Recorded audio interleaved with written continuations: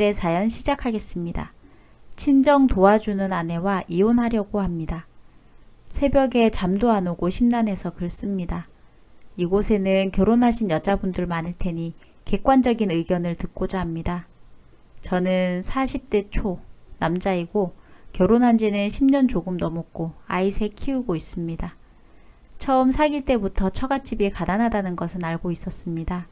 그러다 결혼할 때쯤에는 처갓집이 기초생활 수급자라는 걸 알게 되었고 처갓집은 장인어른이 일찍 돌아가시고 장모님, 처제, 아내 이렇게 3명이서 살고 있었습니다.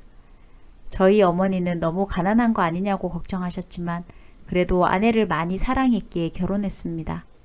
결혼하고서 주변 유부남들이 전부 경제권을 아내에게 주길래 당연히 그런 건가 보다 하고 아내에게 전부 월급을 맡겼습니다.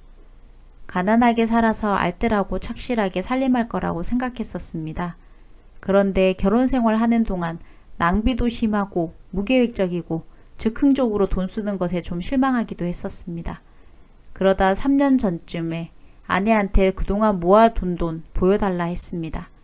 그동안 모아둔 돈이랑 대출 좀 받아서 큰 집으로 이사 가려고 계획했었습니다.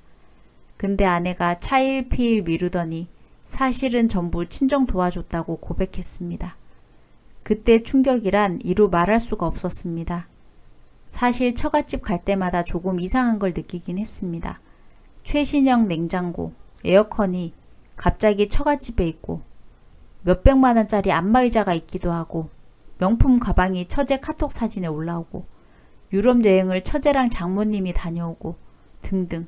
장모님은 일을 안 하시고 처제도 일을 몇 달 하고 한동안씩 그러길 반복했기에 어디서 돈이 났을까 궁금하긴 했었습니다.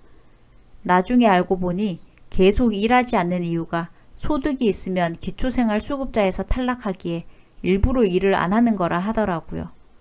그때 이혼을 심각하게 고민했지만 아이들 때문에 결심을 못했습니다.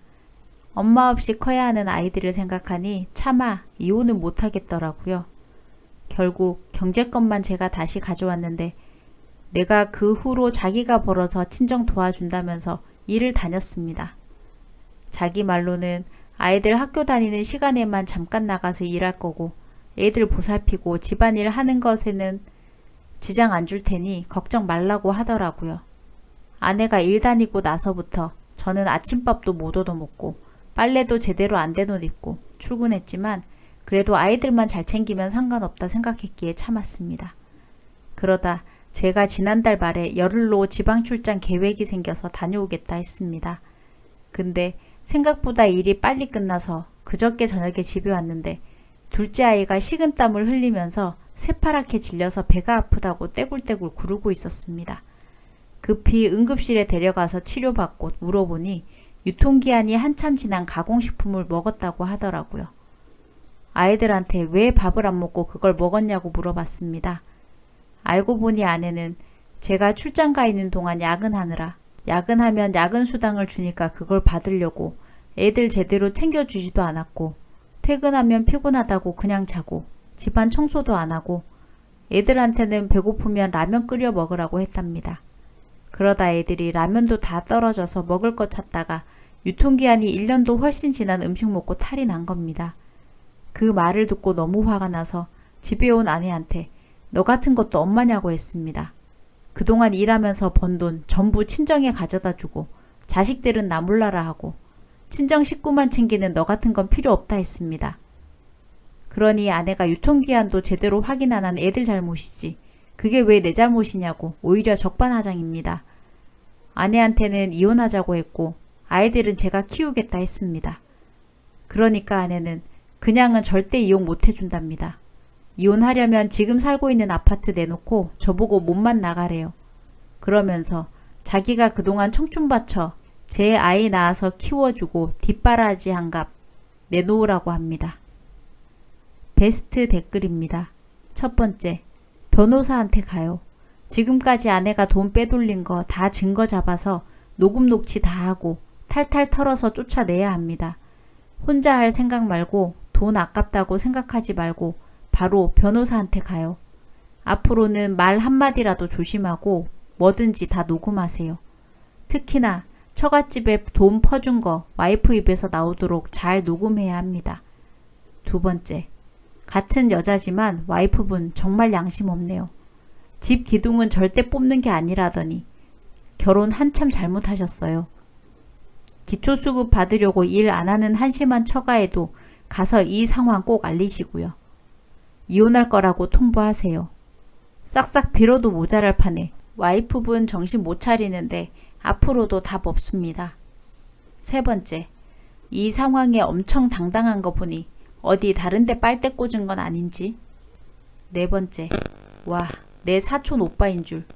은수저 정도 되는 집안인데 가난한 여자랑 결혼해서 경제권 맡겼더니 친정으로 다 퍼다 나름. 몰랐는데 남편이 차 좋은 걸로 바꾸려고 돈 얼마 있냐 묻자 그제야 실토함.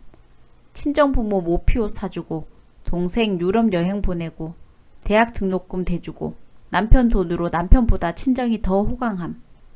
다행히 그쪽은 여자가 돈 퍼다 나르느라 애 가질 생각도 안 해서 애 없이 여자만 내쫓음.